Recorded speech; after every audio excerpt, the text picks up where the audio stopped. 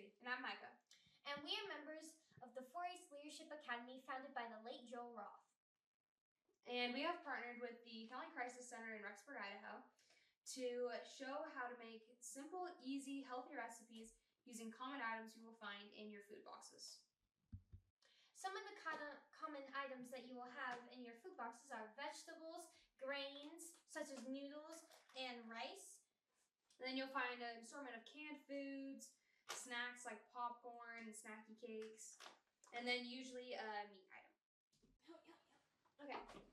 Okay, so today we're going to be making a Chinese stir fry with Chinese brown gravy, some chicken, broccoli, shiitake mushrooms, peppers, and brown mushrooms that we got from our food box, and a pack of rice. And onion. Okay, so I'm going to start cooking our rice. I'm going to cook it in an Instant Pot, and I'm going to do about 2 cups.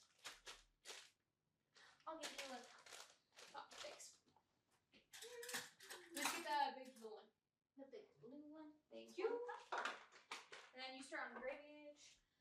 Okay, so for the Chinese brown gravy, you need 2 tablespoons soy sauce. So like soy sauce right here.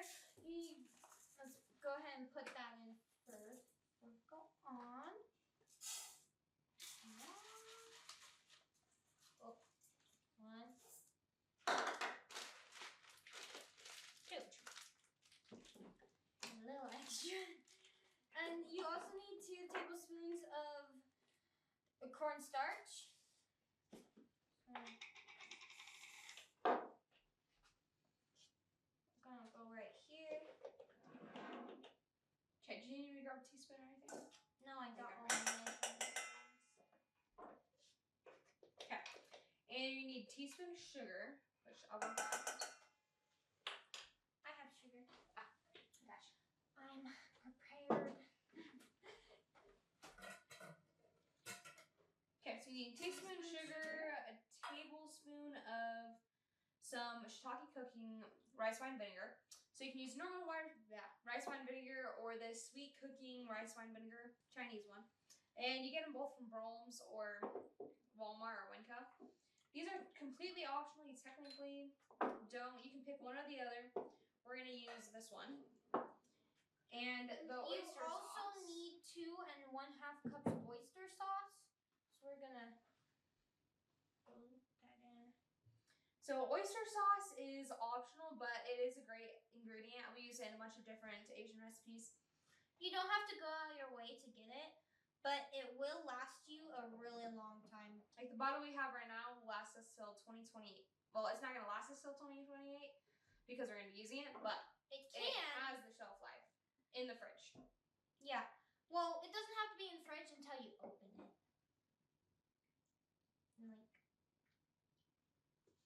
It's very slow.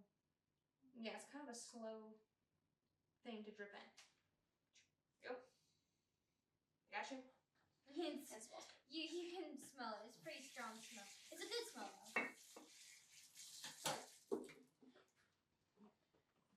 Okay, so while you get that going and stir it all up, I'm going to start rinsing our rice. You have to do 1 teaspoon of sugar. It's gonna look right here. Teaspoon. This side. We're gonna 1 teaspoon of sugar. Okay, 1 teaspoon sugar. And 1 tablespoon the rice wine vinegar. 1 tablespoon. So we want this one. I was looking for my yellow one. I don't know where that one went though. I stole it. She stole it. Okay, and I'm gonna grab. And then you need 1 clove of garlic. This is about 1 clove. So we're just gonna twist this in. Maybe. Put this in.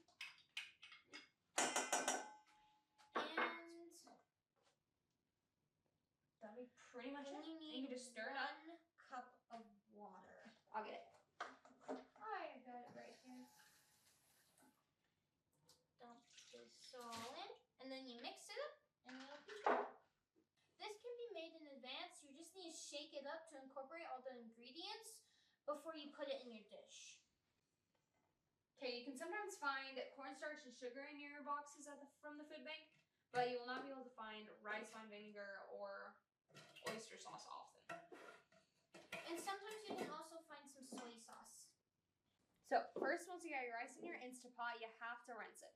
So you can either just pour it in a strainer and rinse it out normally, and then it's a 1-to-1 ratio in the Instapot. So I got 2 cups of rice in here, so I'm gonna add 2 cups of water, and then probably about a 1/3 cup extra. But I'm gonna do a trick that I learned from my Aunt Sammy from Korea. So you just grab your Instapot, and you're gonna fill it with your water.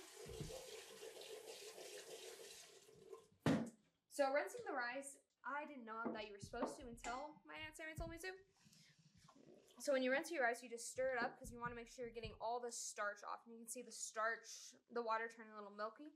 That's the starch from the rice coming off and the bubbles. Crazy. So you're going to keep stirring that up, and then you're going to repeat that process a few times, draining the starchy water in the sink in between each rinse. And I'm probably going to do this about 3, maybe 4 times. This is how our brown gravy's coming along. Looking pretty good. So I have all my rice rinsed off just the way I showed earlier. Now to measure out how much water you're going to put in, you're going to just do, when I stick my finger in, you can see that the rice goes up to my first knuckle. So you're going to stick water so that there's water coming from this knuckle, your first knuckle, to your second. So I'm going to do that real quick. And it's water that has to be floating on top of the rice. Yep, a little bit more.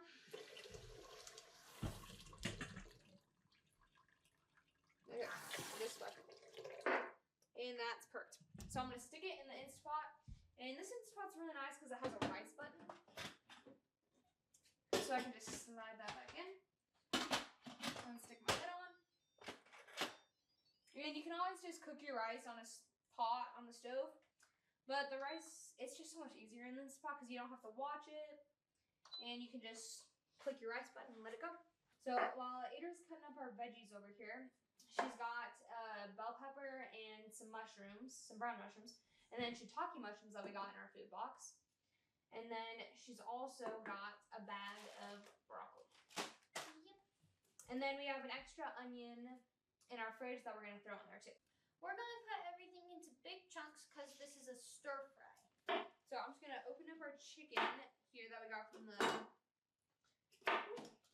our food box. So make sure when you're working with chicken, you're not cross-contaminating, keeping it separate from all your veggies. Yes. So it's very important to make sure that you washed all your vegetables. So first, I'm going to start with cooking up all of our chicken in the pan while our rice is going and Adra finishes up some veggies. And we're going to throw in the veggies a little bit late so that we can have a little bit of a crisp and crunch on them still. And make sure you wash everything right after you're done cutting meat, and don't touch anything with your chickeny hand. Okay, I just washed all the dishes we used in the chicken, washed my hands. So I'm going to Clorox wipe this entire area to keep us from getting salmonella from the raw chicken. And then I'm going to wash my hands one more time. So I finished cutting all the vegetables. Now we're going to go over and add some sesame oil. Okay, so now I'm going to add in some salt and pepper and sesame seed oil in our chicken. You don't have to go out and buy sesame seed oil. We typically just use vegetable oil or olive oil. But the sesame seed oil does add a delicious nutty flavor to the chicken. So then we add our salt. And Adrian's going to bring over our vegetables here in a minute. Okay, so I'm going to have Adrian bring over the vegetables. And for your chicken to be done, it has to be at 165 degrees. Ours is at like 150. But that's okay because it's going to continue to cook with the vegetables. So you want to make sure that you do mushrooms last so you can do all Because they cook your the fastest. Because they cook the fastest. But you know. Okay, all of our vegetables have been cooking here for a few minutes. So now we're going to add in our broccoli, or not our broccoli, mushrooms, and our Chinese brown gravy. Get your record. Oh, yep. Okay, you're just gonna add that in, and then the rest of our veggies and our meat will continue to cook. Sweet. Okay, and we're gonna stick the lid back on here and let it simmer. Okie dokie. Simmer. As you can see, the Chinese brown gravy is thickening. We decided to add another batch of the Chinese brown gravy in because of the amount of vegetables we had. You need to take your lid off and put it on high heat so it will thicken. And keep stirring to make sure it doesn't burn or it doesn't get clumpy. Okay, so our rice is all done. And since the Instapot is a pressure cooker, it has a lot of built up steam. But there's a vent valve here so you can release all that steam. And while that's releasing, We're going to Adrian's take gonna this pull off this. the stove. And one more thing, when you're releasing your steam, make sure you pull the Instapot away from under your cupboard, or else you're going to get water damage on the backside. Gonna grab this. Now we're gonna mix it around. See how the gravy's thickened up all nice? There we go. Sweet. Here's our finished rice. Grab my mitts. Pull it out. Here is our rice. Okay, and we'll grab some scoops of this rice, put it in our bowls here. One Scoop. Here, I'm gonna half this. There you go. Okay, now we get us some scoop of this stuff. Sweet, thank you. Scoop. Okay, and this is a super healthy, delicious meal. And it's just so